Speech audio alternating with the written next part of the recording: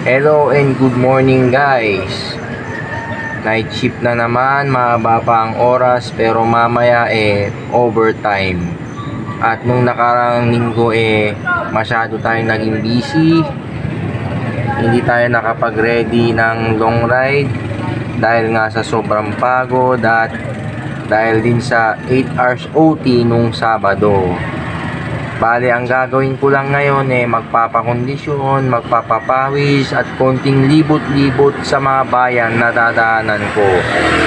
Bale, ang iikutan ko mula dito sa Herona, Sapura, Ramos, Paniki at pabalik din dito. Bale, mag-exercise at magpapapawis lamang. And the time is 5:37 na ng umaga. Well, tara, punta muna tayo sa Herona Marker at mag-selfie muna. Let's go.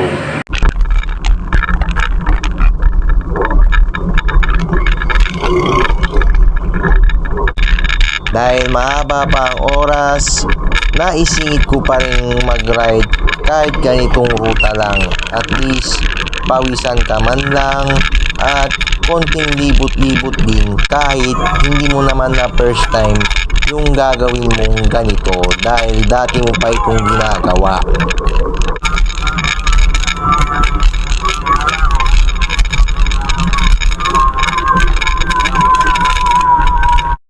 At ayan, nakapag-selfie na ako dito sa marker ng Herona Tarlac. Mapawis ride lang naman ito. Ang ride out talaga ay 6 AM. Pero since maliwanag na tuloy na ang padyahan. Tara, magpapawis na tayo. Let's go!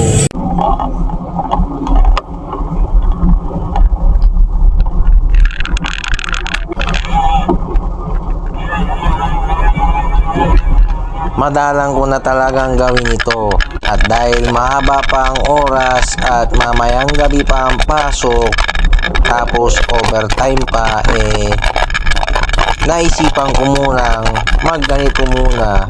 Kahit may singruta lang, at least papawisan ka at ma-exercise man lang ang katawan para mamayang pagpasok may kondisyon ang pangatawan, pati na rin sa mga susunod pang araw at mga pwede ko pang gawin sa aking buhay.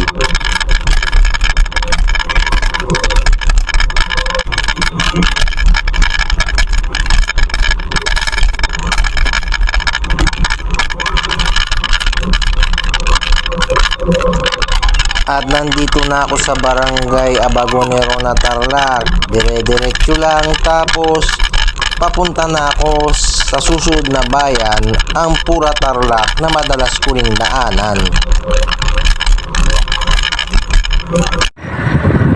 Napakalamig. Mukhang di ako papawisan dito sa sobrang lamig. Napakaganda ng umaga. Saglit lang naman ito dahil short ride na loop lang naman ito. At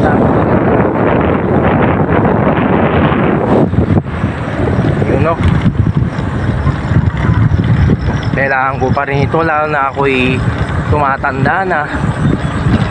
Tara, focus na tayo sa pagpadya.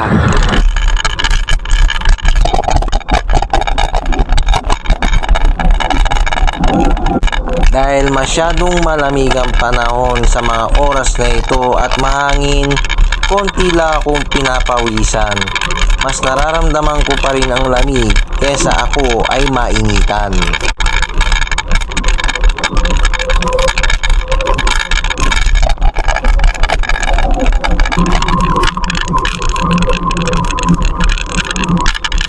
Nandito na ako sa bungad at boundary ng Pura Tarlac. Malayo-layo pa ng konti ang town proper.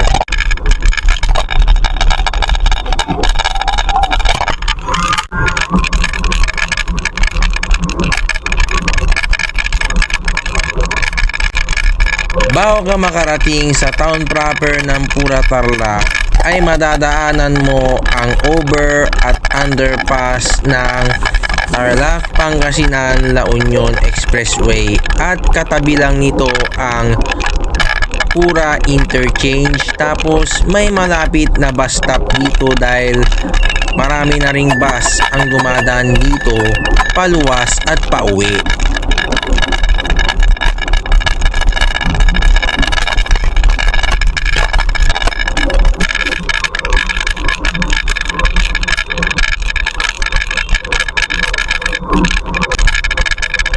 Approaching na ako sa town proper ng Pura Tarlac.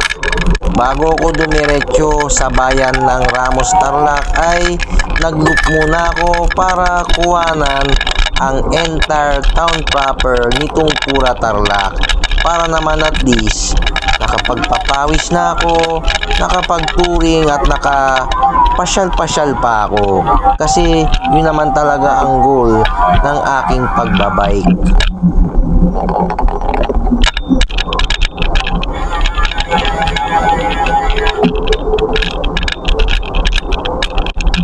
Simple at maliit na bayan lang itong Pura Tarlac. Pero kung mapapansin nagkakaroon na rin siya ng improvements.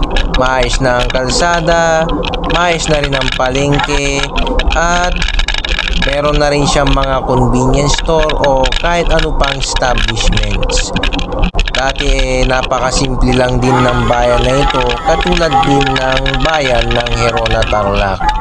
Yun nga lang napansin ko na mukhang bawal nang ipasok ang bisikleta sa loob ng kanilang plaza dahil meron ng nilagyan na harang.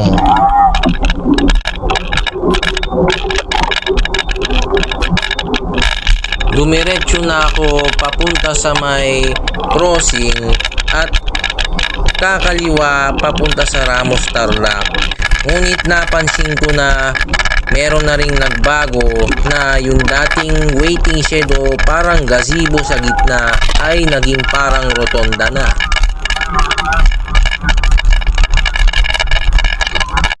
Mukhang bawal na mga bisikleta dun sa plaza ng Pura, kaya ito na lang ako na video at nag-selfie.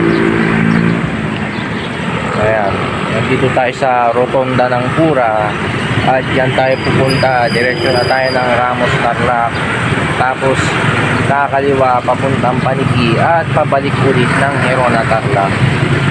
Papawis lang ito at kahit papano tumatagaktak na. Maganda rin ang ginawa nila dito sa rotonda, pero dati parang waiting shed dito sa gitna ng rotonda.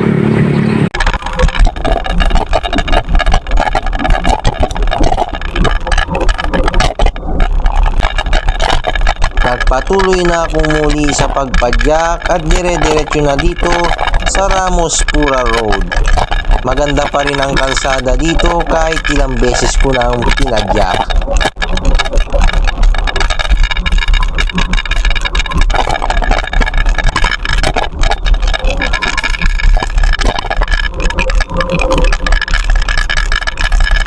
Ang gustong-gusto ko sa daan na ito ay anlipatag at 4-lane siya. Maganda rin ang view dahil maraming bukid kahit ilang beses ko na itong napadyak at dati halos paulit-ulit pa nga. Halos nagsawa na ako kasi basic na lang sa akin ito at pang exercise na lang talaga yung mga ganitong ruta.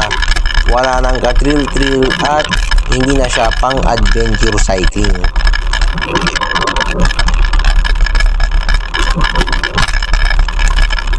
Sarap magbike.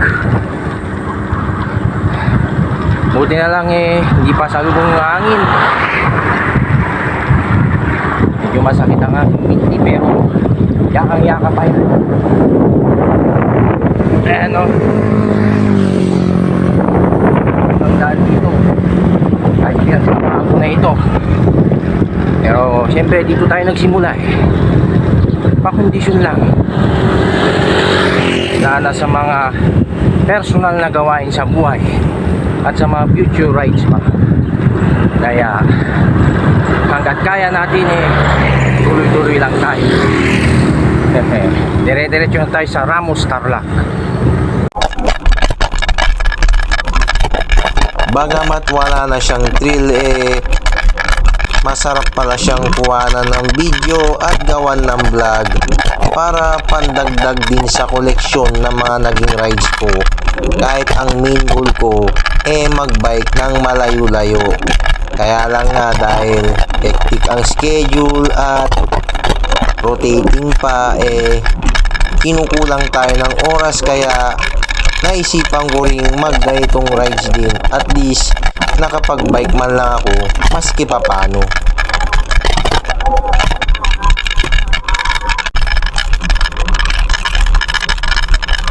Sa tagal-tagal ko na itong pinapadyak napapansin ko sa aking cyclocomputer na ang nare-record lagi mula sa bayan ng Herona, Tarlac, kapag dito ka dadaan hanggang mismo sa bayan ng Ramos, Tarlac, ay nasa 11 kilometers lang naman.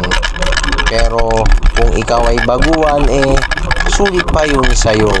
Kaso sa hindi na baguhan na kagaya ko pang ensayo na lang talaga ang mga ganitong ruta.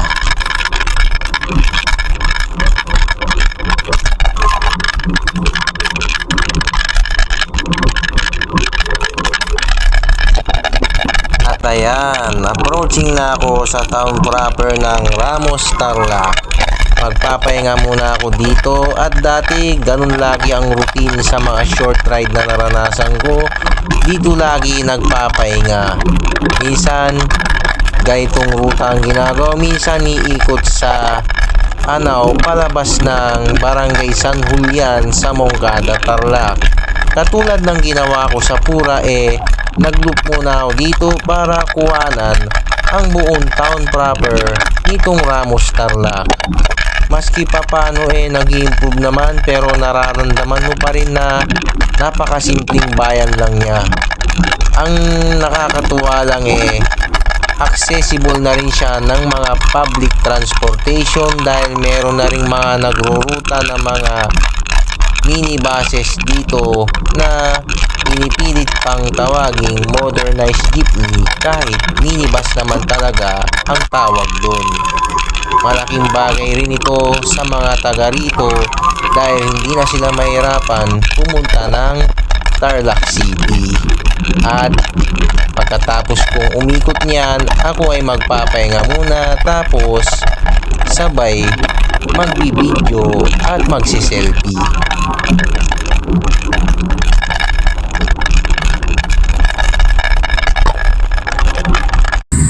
Ayan, nandito na tayo sa Ramos, Tarlac. Pahinga lang saglit. Nag-selfie lang. Ayan, sumisigla na dahil umaga na. At buti na lang meron na rin mga minibuses na bumabiyahe rito. So yung mga taga-Ramos, hindi na sila mahirapan pumunta ng Tarlac City. Hindi na nila kailangan pumunta sa may estasyon sa highway ng Panigitang para magabang ng mga papunta ng Tarlac City. Yan, kahit paano malabas na ang aking pawis. Ay, yung bike ko ay nga lang kasi direksyon na tayo sa Panigitang. Pagkatapos kong magpahinga doon sa plaza dito sa bayan ng Ramos, Tarlac, ay muli na ako ulit nagpatuloy sa pagpadyak. Diretso na ako sa bayan ng Paniki, Tarlac. Tulad din ng mga dinaanan ko mula pa sa bayan ng Herona, Tarlac at sa Pura, Tarlac, patag lang ang daan dito. Kaya basic na basic pa rin. Pero dire-diretso mula dito crossing na ang masasalubong mo sa Barangay Estasyon, Paniki, Tarlac.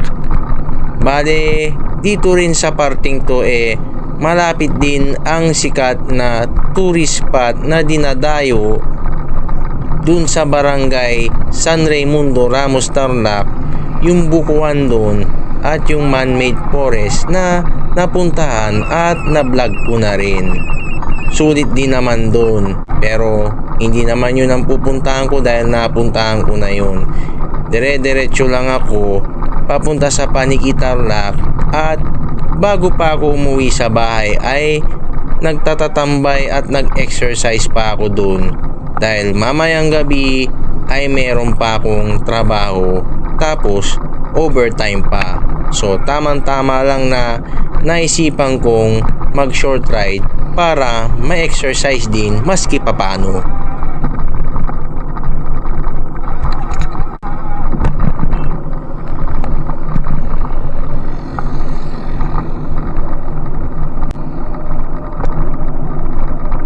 Solid din naman ang view sa daan na ito dahil puro bukirin tapos maluwag din ang kalsada. Katulad na mga dinaanan ko kanina ay 4 lanes din siya. So safe na safe ang mga siklista dito. Dire-diretso lang ang aking pagpadyak at 2 barangay lang ang aking lalagpasin bago makarating sa bayan ng Paniki, Tarlac.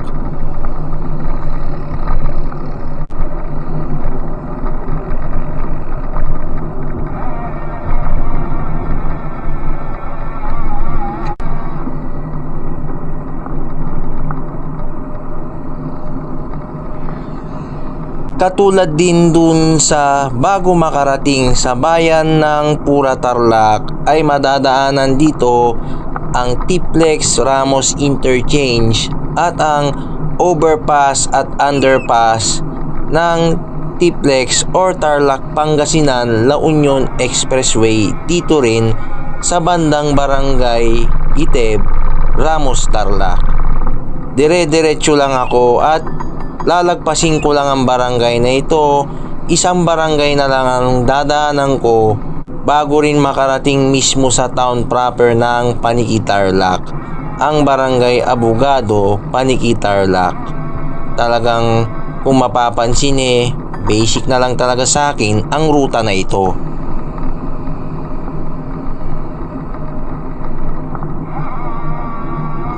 Diretso na tayo sa Paniki, Tarlac. Sarap din tayo.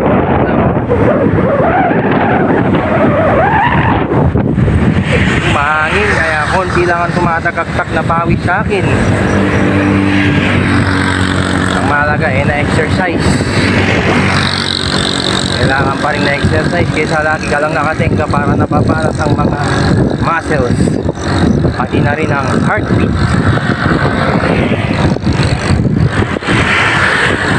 Ayan. Tara, let's head to Paniki, Tarlac.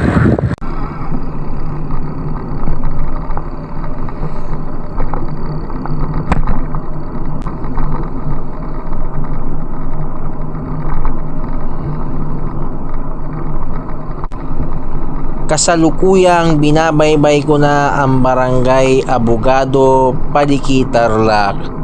Didiretso ko palabas sabay crossing sa MacArthur Highway tapos kakada diretso sa barangay estasyon tapos kakaliwa papunta sa Pisbog town proper ng Paniki, Tarlac. Katulad din ng ginawa ko sa bayan ng Pura Tarlac at bayan din ng Ramos, Tarlac, kinuhanan ko rin ang entire town proper ng Paniki, Tarlac para mas touring ang labas ng pagkuha ng video. Dahil yun naman talaga ang pinaka main goal ko mag bike touring din at pasyal-pasyal.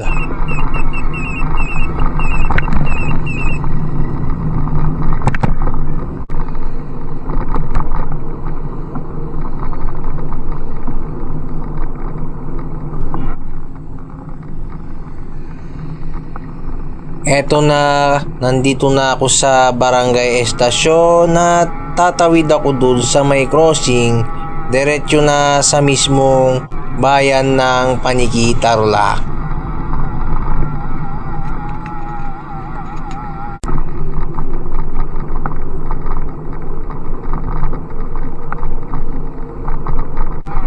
Iba pa rin talaga yung nag-exercise ka kahit ganito lang.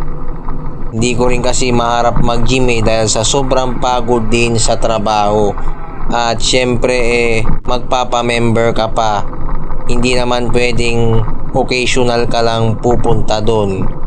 Ang mahalaga na-develop ang hulma ng aking mga legs, kaka-long ride ko at kaka-addict ko sa pagbabike.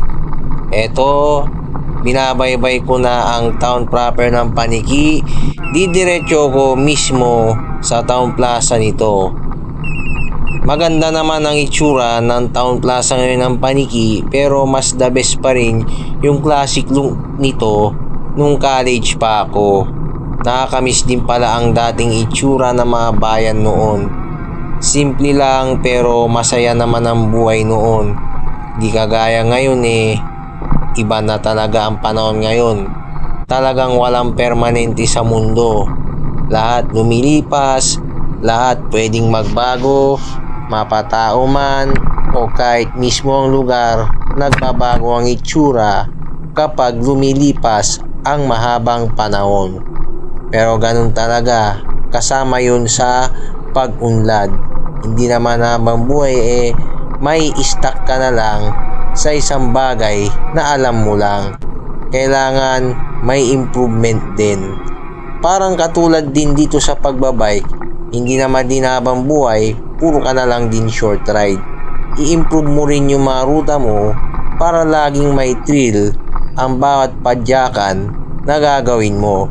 Pero syempre, yung kaya mo lamang.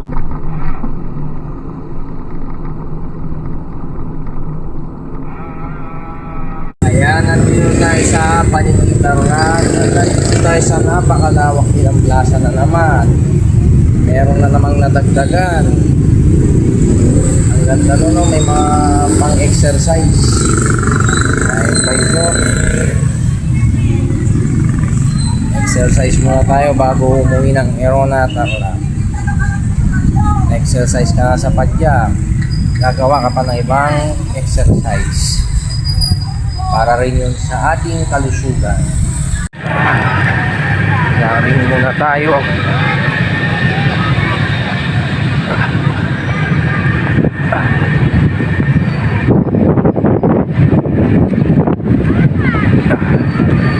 Awis.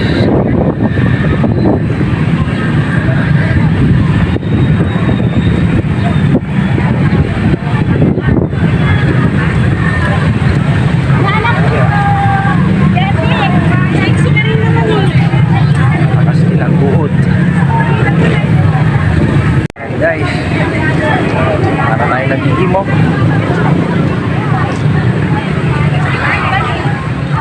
Lahat.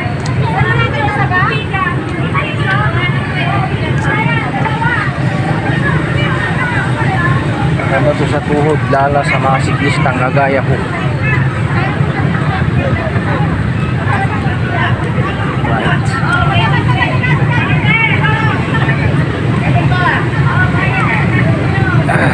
Sarap. Mga pang-exercise, mayroon ng libreng gym. Ito lang yung ginawanan ko yung sarili ko. Sa iba kasi di mo makukuhanan, mahirap na. Mama-aksidente ka pa. Kaya ang konti, uwi na ako sa Erona Tarlac. Sana dito sa munisipyo, pero alanganin na dahil mayroong mga nabuhod na government dito. Tara, dito na tayo sa Erona Tarlac. At ayan na, ako ay pauwi na sa Erona Tarlac. Sulit din naman at na-enjoy ko rin ang pag-exercise sa plaza ng Paniki Tarlac. Akala ko dito lang may mga ganun na parang may mga gamit na pang gym, pero meron din pala sa plaza namin nang hindi ko napansin.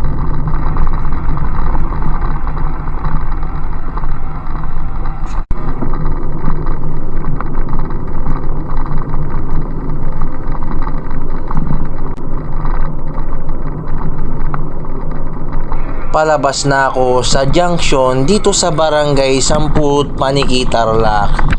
Bale, didiretsuin ko ang MacArthur Highway at may 3 barangay akong lalagpasin bago makarating sa aming bahay. Ito ang Barangay Carino Paniqui Tarlac, Barangay Katuray, Herona Tarlac at Barangay Magaspak, Herona Tarlac.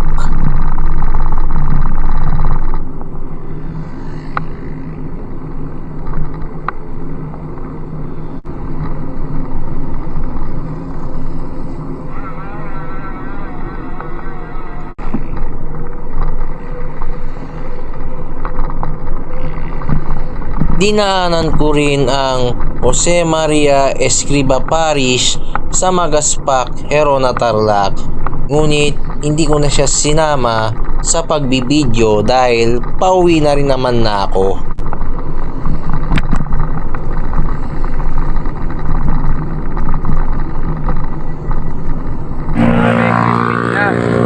Pero buti pauwi na ako.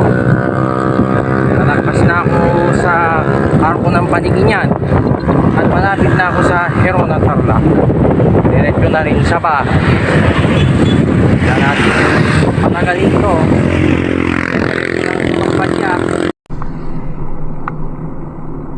Nahirapan lang ako sa pagpadyak pauwi dahil headwind ang sumasalubong sa akin.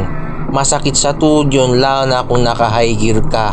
Hindi ka makakahataw kaya minsan kailangan mong mag-low gear kapag headwind.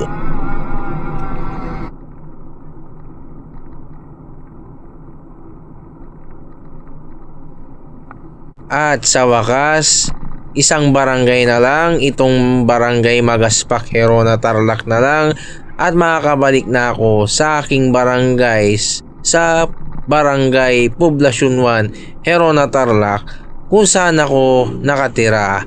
At dito ko na rin tatapusin ang aking buong video ng short ride na ito. Malapit na akong mag-outro dito.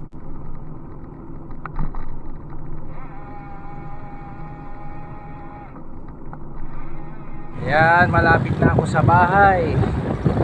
At pinawisan naman, siyempre. At napakondisyon na rin ang katawan para mamayang pagpasok at sa mga susunod pang araw. Pati na rin sa rides. Well, dito ko natatapusin ang aking video. Salamat sa panonood. Bye, sa ating lahat and God bless us all.